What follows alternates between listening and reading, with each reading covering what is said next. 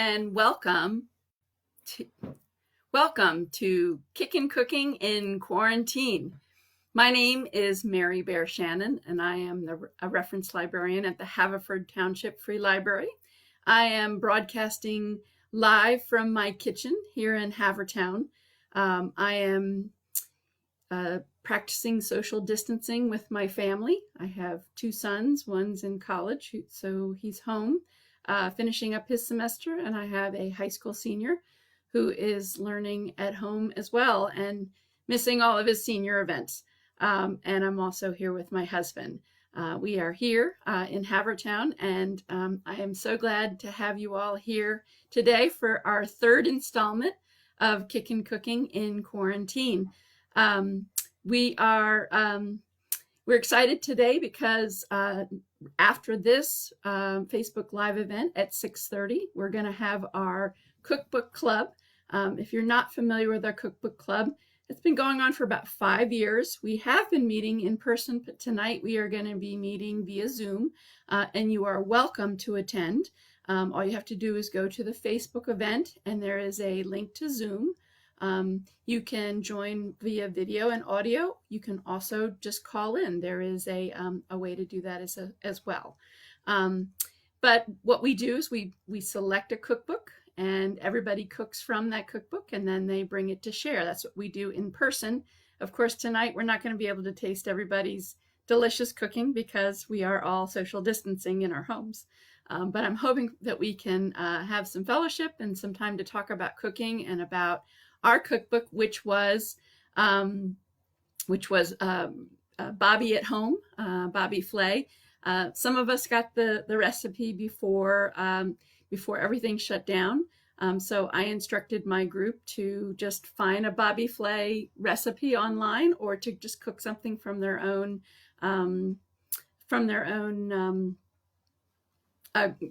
repertoire, their recipes that they loved. So again, that's at 6:30 tonight. That's after this Facebook Live event. Again, my name is Mary Bear Shannon. I am a reference librarian at the Haverford Township Free Library. This is our third Kickin' Cooking in Quarantine. And tonight, I wanted to talk a little bit about, we are going to do a demonstration. I am actually going to cook my recipe from a Bobby Flay recipe that I'm going to actually talk about tonight at the Cookbook Club. So we're going to do that in a couple of minutes. I actually have two recipes. One is a Bobby Flay recipe, and one is just I got off the internet.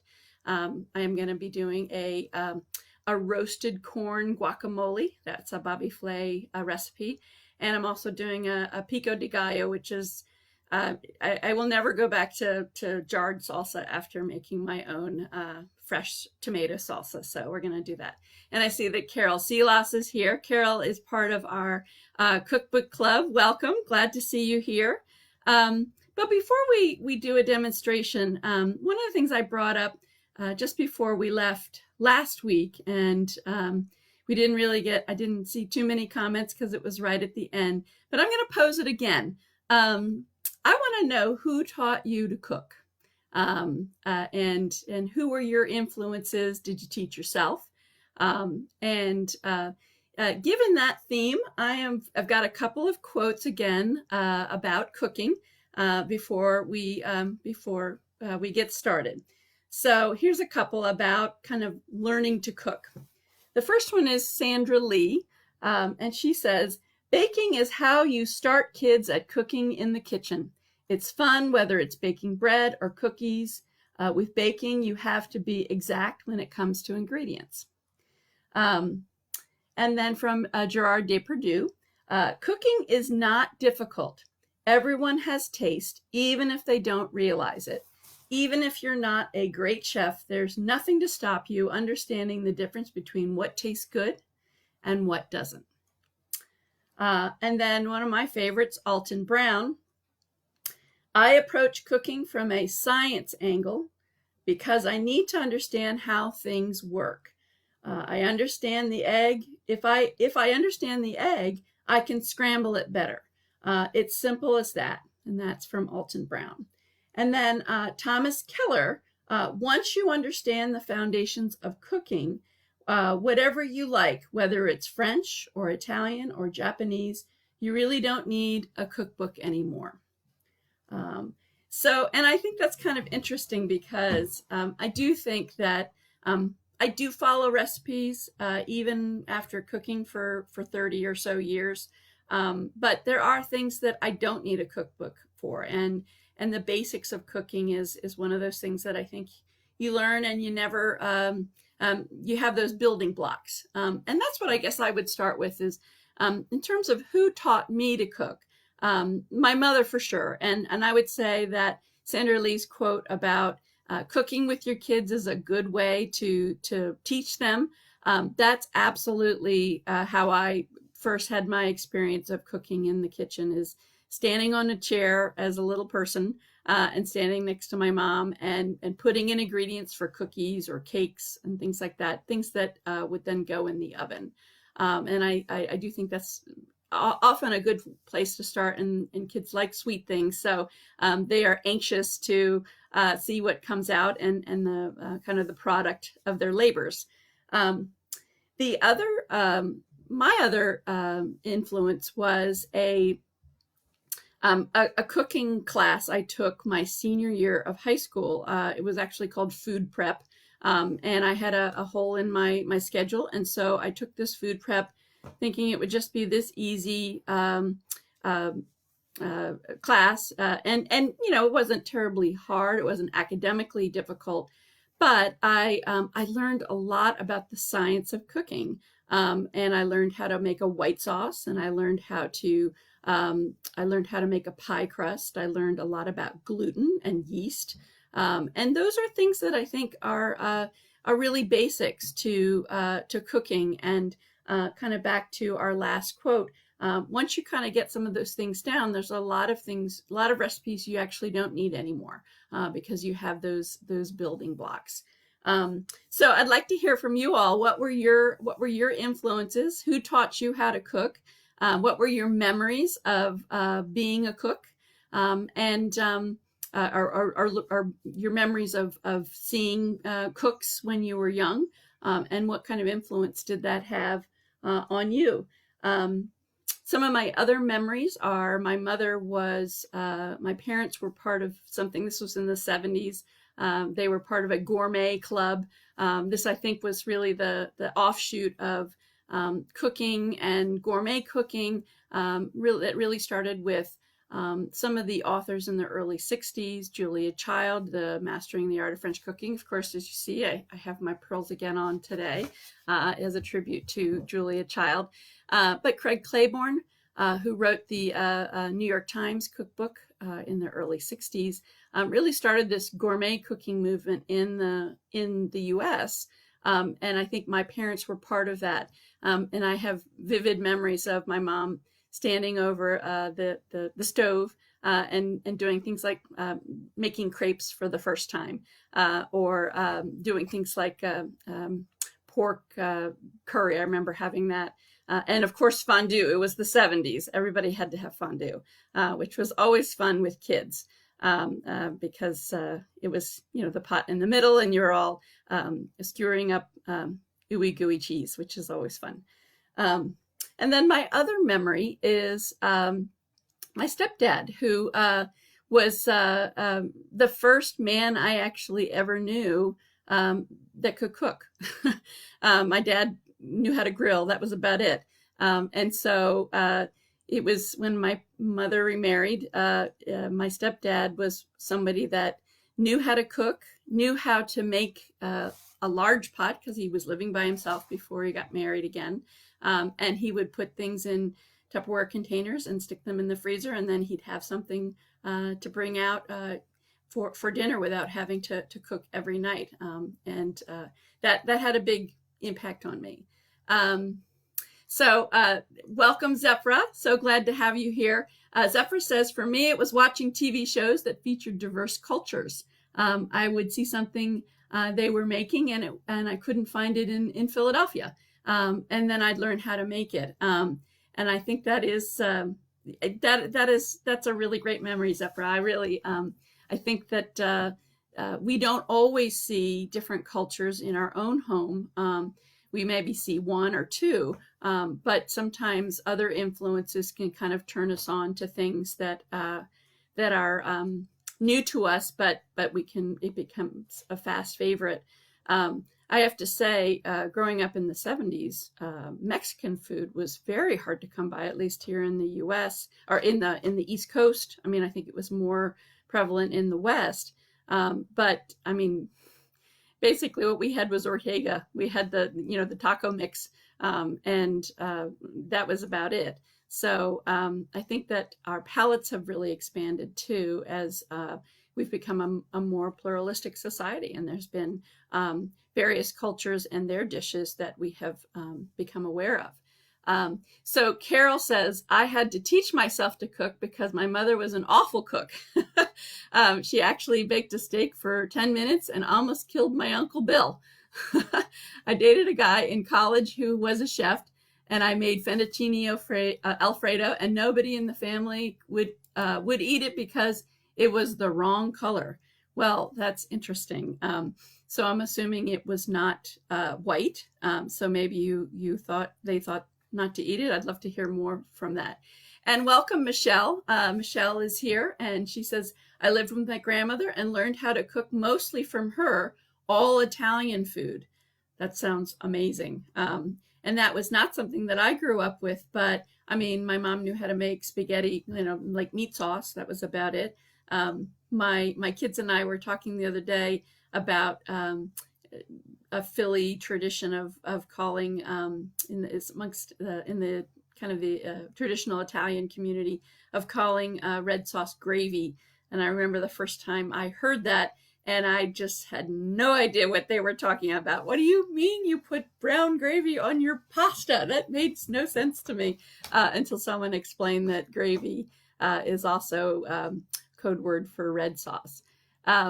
So welcome, Amy Wolf. She's here. She's actually part of my cookbook club. She says, I learned from my mom as we lived all over the world and tried many cuisines. And I think that especially, in earlier parts of the 20th century, that was hard if you were living in suburban America to find various cultures and cuisines. The cookbook club actually did the New York Times, the original New York Times cookbook from 1960. And what I think was really remarkable about that cookbook is Craig Claiborne had a lot of different cultures that he'd gathered recipes that weren't just traditional American recipes. So I thought that was really remarkable for the time, because I think it was introducing some whole new palates to American diners. Of course, Julia Child introduced us to French food, which I think was absolutely, a new experience. And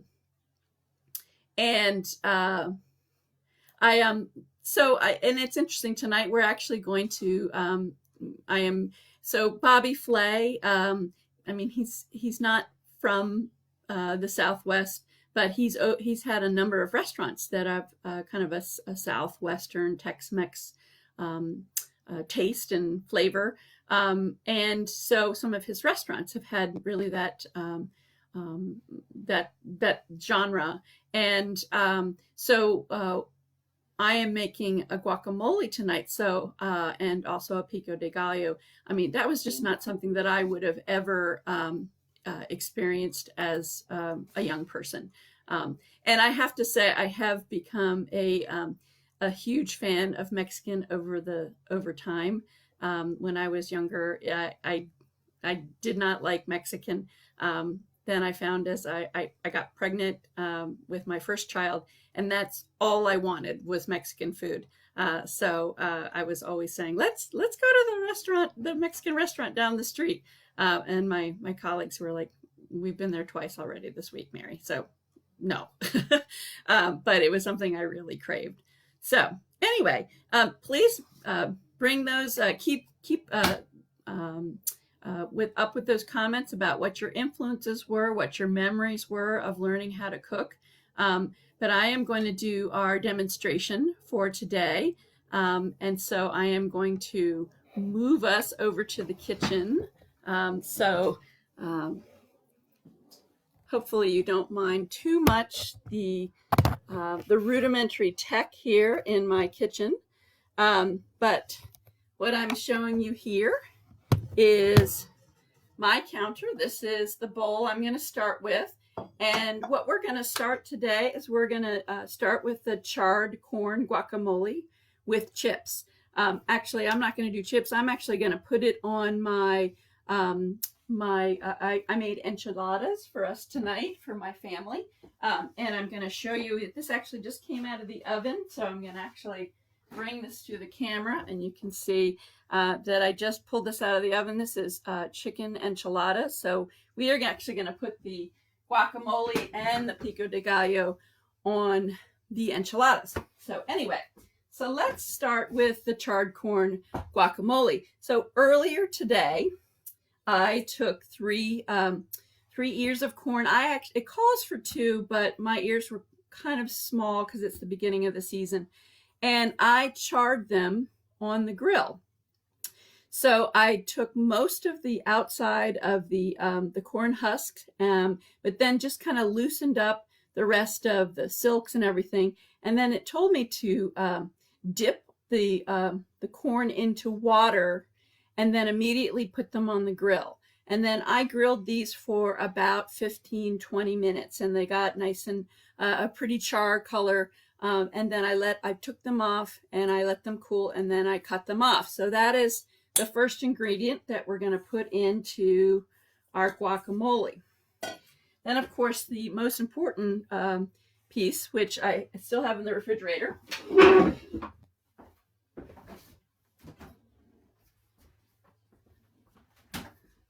that is avocado. I cut this up early and I did not want it to go gray or dark. So I actually put it in an airtight container. I put my lime juice. It calls for 1 lime. So I put that in there as well and then put it in the refrigerator. The other thing I did, and you may know this trick, is I put the seed in as well. And I will actually stick that into the guacamole. That will actually help keep the avocado it's bright green for a little bit longer. So we're going to put that in, and let me get a spoon here. So we have the charred corn, we have the avocado. In the avocado, I had the squeezed lime juice, and so that's in here as well. The other thing, the next thing that they're calling for is red onion. And I diced that earlier and had my good cry before then, and then was able to kind of clean myself up from all that weeping because of cutting onions. So now this recipe calls for a serrano chili, and I just did not have it, and I was not going to go out just for a serrano chili. So my family tends not to be real fans of hot. So I'm going to leave this out for now, but you can definitely put in a chili if you like it hot. So so I put that in there, and then like I said, I've already put in the lime. And then the other thing I am going to put in is it calls for a 1/4 cup of chopped cilantro. So I've got that, and I've stuck that in. Okay. And the other thing I need that calls for is 2 tablespoons of vegetable oil. So I'm going to put that in. I actually had olive oil, so I put in some olive oil. I don't know if that will change the flavor terribly, but I tend to like olive oil as well. So I am stirring this up. And then I find that letting guacamole sit for a while is absolutely preferable, just to let all of the flavors meld together before I serve it. So we're going to be eating later before my family's going to be eating a little later, so we will have a little bit of time for that too. And I'm just going to show this. This is my charred corn guacamole, and that's going to go on our enchiladas. The other thing that is my favorite is pico de gallo, which is really fresh tomato salsa. It's so easy to make. You'll never go back to buying salsa in a jar. Super easy. Now, this recipe actually calls for you to put this in the food processor.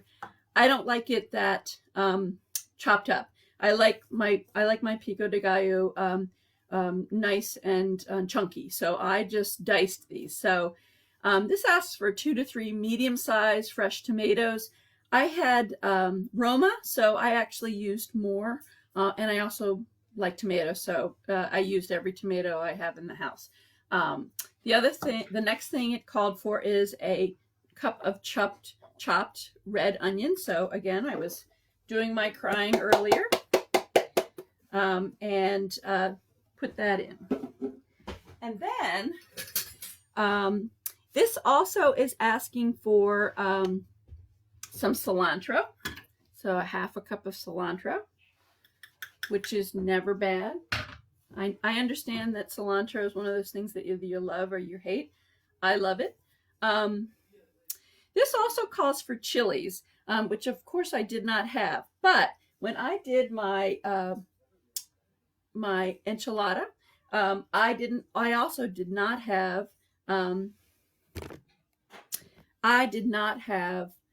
enchilada sauce. So I actually took a can of crushed tomatoes and I added Rotel tomatoes that have chilies, and I didn't use the whole thing, so I actually have just a little bit left, and I'm going to put just a teaspoon in here. Again, my family doesn't like it too hot, but it has some heat to it as well. So I put the cilantro in. It wants some salt and some pepper to taste. That's the other thing, is I will salt and pepper the guacamole to taste. And then right at the end, it says to use kind of a pinch of dried oregano, and they want it kind of rubbed between your fingers to kind of release the oils and the flavor. And then also some cumin. And my family's not crazy about cumin, so I'm not using that much. And then the last really important ingredient is a juice of a lime, and I actually squeezed this earlier, and I'm putting that in. And then it's just, again, a mixing up. I don't actually have any real stove work today, which is probably good because I'm always afraid I'm going to burn my house down while I'm on Facebook Live, which would be bad. So again, I've got the pico de gallo, and I have the roasted corn guacamole. So these are going to accompany, so you can see them. They're going to accompany my chicken enchiladas, which I'm really excited about because it is one of my favorite things to eat. Again, I did not always like Mexican food, but I have really learned to love it over the time. So I just wanted to see if and again, I'm going to introduce myself again. I am Mary Bear Shannon. I am the reference librarian at the Haverford Township Free Library. We were doing, I was showing you what I am putting on my enchiladas tonight, which is a roasted corn guacamole and a pico de gallo. I'm also, while I was demonstrating, I saw that Janae Albert showed up, and she likes my pearls, so thank you. Again, I'm channeling Julia Child. And Janae said, my mother wasn't a good cook, but my dad loved food and was adventuresome. So he encouraged each girl to cook. He loved cookbooks and told us if you could read, you could cook. And so that's a wonderful memory. I kind of caught the bug when I was probably about 14. And I think there was a period of time where I thought maybe I would go into cooking. Of course, somebody told me that cooks live really, kind of disjointed lives, and their divorce rate's really high, and that kind of scared me off. But I have always really loved to cook, and I love that whole creative part of cooking. So I am going to put both of the pico de gallo and the roasted corn guacamole on our Kickin' Cooking in Quarantine Facebook page. That's the other thing I wanted to give a shout out to the page. I think we have at least over 60 members now. We created it about 3 weeks ago. This is a great way to share what you're cooking, share recipes, ask questions if you are looking to substitute something and you just don't know what to do. That may be a good place to hear from other really great cooks who might be able to help you with substitutions. As you saw, I didn't have all of my ingredients, but I think we can make do in this era of quarantine and very few trips to the grocery store. So I would encourage you to join our Facebook page and also consider joining us tonight at Cookbook Club. We are meeting we normally meet the second Monday of the month. But we are actually meeting the third because of the last Tuesday. It was right after in the middle of the holiday. So join us tonight at 6:30. You can find us through Zoom. I have included the link on our Facebook event, so you can find us that way. And I think that's about all I have for tonight. I do have a couple more programming, just things to think about attending or watching the video later. Tomorrow we have our second installment of COVID check-in. It's Tuesday, April 22nd at 11. My colleague Jennifer Kuhns is our health librarian, and she is keeping on top of all the latest research and the latest developments with COVID-19. She's not a medical professional, but she is a librarian, and she's good at curating information and making sure we can figure out what's stuff we should pay attention to. And so you can join her at 11 a.m. tomorrow. That will be a pre-recorded event, so check that video out. I will actually be doing Wine and Words Wednesday, which is our literary happy hour on Wednesday night at 5 o'clock. Because it's Earth Day, I'm going to be doing and it's still National Poetry Month, I'm going to be doing some poems to celebrate Earth Day and to celebrate the earth and nature. So join me at 5 o'clock. That's a Facebook Live event at 5 o'clock on Wednesday. And then our reference manager, Amy Moskowitz, is going to be doing our Ask Amy segment. You got any questions about anything, reference, silly or not, 2 o'clock on Thursdays is your time to ask her questions. You can ask her questions in advance, or you can attend and just put a question in the comments. She is there to answer your questions. And then lastly, our Tea and Stitch group that has been meeting for over a decade in person. We have been meeting virtually in the last couple of weeks. And that group has decided to move to a Zoom format. So if you are someone who has regularly attended Tea and Stitch, please be on the lookout for an email from my colleague Emily, who will be giving you a link to that Zoom group on Fridays. That's going to be at 10:30 on Zoom. So please join them. Carol Seeloss, before I go, she made the comment. She's like, how come my apron doesn't have stains on it? Mine's gross. Because I don't wear them enough. I often just, come away from the kitchen and I'm covered in flour and all these things. This is one just that recently that my mom made. She makes basically all of my aprons. And I'll tell you, the other one I have is really covered in stains. So this one is a relatively new apron. And I'm always grateful to my mom. She always has a new apron for me every couple of years. But anyway, glad you could join us. And we will see you next week for Kickin' Cooking in Quarantine. Take care. Bye.